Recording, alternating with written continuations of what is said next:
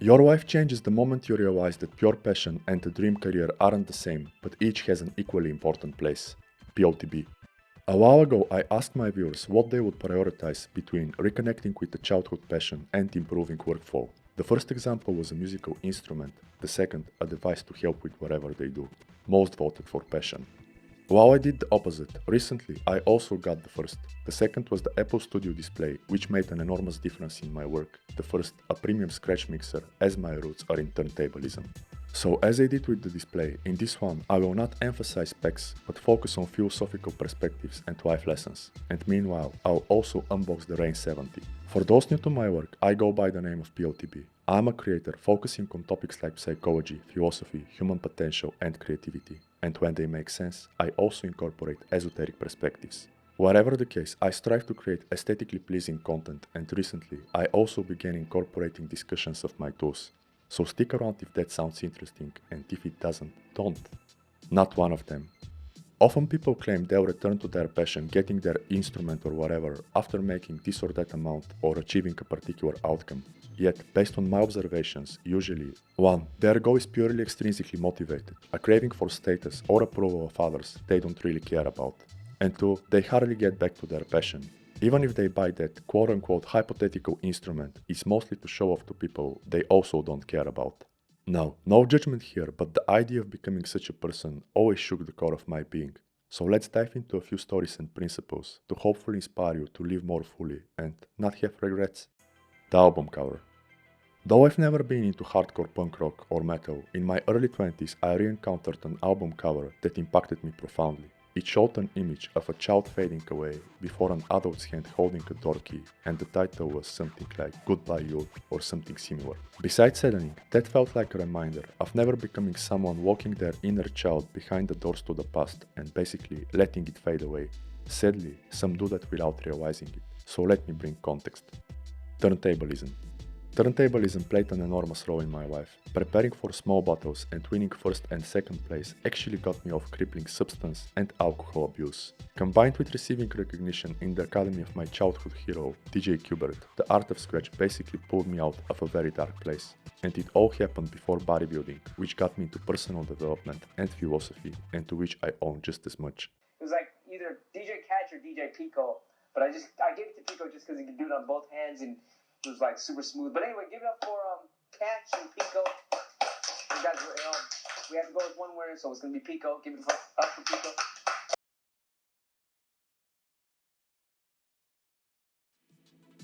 Truth be told, there would probably be no bodybuilding for me if it wasn't for turntablism. Built from scratch. If I had to pick a favorite psychologist, Viktor Frankl comes first. His logotherapy emphasizes identifying a purpose or meaning aligned with your life's current stage. Accomplishing this most important task enables us to achieve extraordinary feats and basically change if needed. And the best example is Frankl himself, who rewrote his manuscript despite the circumstances of the concentration camps. Frankl was known to ask his patients why they wouldn't commit a suicide. Apparently, this could be rephrased as why wouldn't you self-destruct? My answer was clear: to practice and not betray my mom, who got me turntables. It wasn't about reconciling past experiences, but preparing for future events, cultivating skills, discipline, and self-preservation. Also, learning to set and actually pursue goals. While the meaning or purpose can change throughout the course of one's life, mine's beginning is literally built from scratch, and those resonating know their childhood passion is the key to their youth. Let me know if that's you. Unfinished tracks. My passion transformed into making music while actually incorporating the art of scratch in pretty much all my tracks. However, with the advent of Apple Silicon, my mixer became unsupported and basically largely unsuitable for my needs. For those not knowing, Serato, the software can play any sound through controllers, letting you scratch like it's a real vinyl, and without that working, a mixer really cannot do much. As some of you know, my videos include only my own tracks, many of which are actually unfinished. For a while, I tried finishing them with different arrangements, but that never worked out. Eventually I realized a track would never feel complete without scratching. Said differently, I would never be able to reach that stage Rick Rubin defines as paraphrasing. The artist and the work no longer have anything left to give to each other, so they part ways, living their own lives. Time. Life is what happens when you're busy making plans. John Lennon. Although I planned to get a new mixer and finish the tracks, there was always something more important related to content and work. Yes, whether for yourself or clients, quality production and content creation is really not free. Obsessed with it, we often prioritize building ourselves as professionals, and while that is beautiful, sometimes life slaps us in the face. To me, that was the death of my cat and turning 35, reminding me of the album cover. Those events revealed a question and an opportunity. The question was whether to reconnect with the aspects of me that literally saved my life or let them fade away like the child on the cover. The opportunity was of the now. There would always be new mics, camera bodies, lenses, etc. Conversely, getting the mixer felt exclusive to the moment, at least intuitively. It was either getting it now or leaving things to chance and entropy, which I don't like. Plus, ironically, the lowest price was at the local store where a single open box unit seemed to be waiting for me. The call. I called the store, but the lady told me that the mixer was already gone. Hearing her words, I almost saw the child from the cover disappearing, and thought to myself, you moron, you missed the mixer. Upon further clarification, the lady told me that this was a mistake and I could actually order. Ultimately I did, experiencing an enormous relief. Qabalistic Wisdom. According to Qabalistic psychology, the sphere of Yesod, foundation, the personal subconscious in the Tree of Life, holds your animal soul nefesh, which, among other things, contains your inner child. Two of the spheres directly linked to Yesod are Netzach, the raw emotions and passions, and Hod, the intellect and rational thinking. Netzach reflects Gebura, which is conquering, self-preservation, and elimination of purposeless fluff, the most misunderstood sphere.